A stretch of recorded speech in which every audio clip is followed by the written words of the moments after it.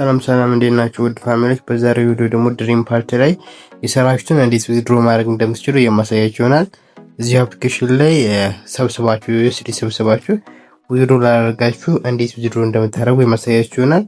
ዋሌት ወደዚህ አፕሊኬሽን ከገባችሁ በኋላ ወደ ፕሮፋይል ትገባላችሁ። ወደ ፕሮፋይል ከገባችሁ በኋላ ዋሌት የሚለውን ክሊክ ታደርጉታላችሁ። ዋሌት የሚለውን ክሊክ ካደረጋችሁ በኋላ ከላይ ሶስት አማራጭ ይመጡላችኋል። ኮይን፣ ጌም ኮይን፣ ዳይመንድ የሚል አለ። እናንተ ዳይመንድ የሚል ታደርጉታላችሁ። ከዛ መቀጠል ባላታችሁን ያመጣል። እኔ ከዚህ በፊት ዊዝድሮ አድርጌበታለሁ አንድ ጊዜ ማለት ነው 10 USDT። ከዛ መቀጠል ዊዝድሮ በባይናንስ ማድረግ ትችላላችሁ። በባይናንስ የምታደርጉ ከሆነ በUSDT BNB RS ዊዝድሮ ማድረግ ትችላላችሁ ማለት ነው። ከዛ መቀጠል ደግሞ በኢትዮጵያ ባንኮችም ዊዝድሮ ማድረግ ትችላላችሁ። ከናስ ታይፕ ቢሆን ተነኩትና ኢትዮጵያ ላይ ታደርጉታላችሁ። ኢትዮጵያ ላይ ካደረጋችሁ በኋላ ፔመንት ሜተድ ብሎ ተነኩት። ሲቢ፣ ቴሌብር እና አዋሽ ባንክ፣ አቢሲኒያ ባንክ፣ ኦሮሚያ ባንክ አሉ ማለት ነው። በእነዚህ ሁሉ ዊዝድሮ ማድረግ ትችላላችሁ። እዚህ ጋር መጠን ታስገባላችሁ፣ የምትወጡትን መጠን ያላችሁን መጠን ማለት ነው።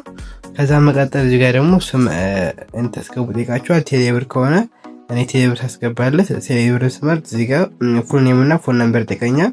እንዲሁም ደግሞ ባንክ አካውንት ሲሆን ደግሞ የአካውንት ቁጥራችሁንና አዋሽ ባንክ ምንመርጥ አካውንት ነበራችሁና ፉል ኔም ይጠይቃል። እዚህ ካስገባችሁ በኋላ ዊዝድሮ ትላላችሁ።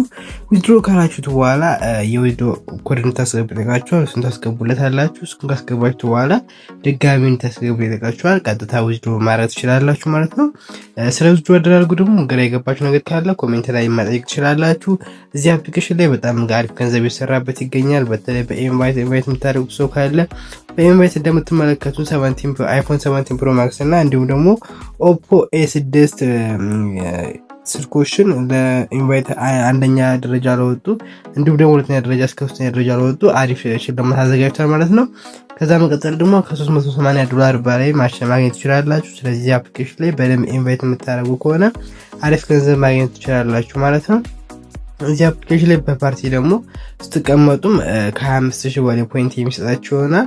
በጣም አሪፍ ገንዘብ እየተሰራበት ያለ አፕሊኬሽን ነው። እኔ ራሱ ከዚህ አፕሊኬሽን አሪፍ ገንዘብ መስራት ቻለሁ። አሁንም እየሰራሁበት ነው ማለት ነው።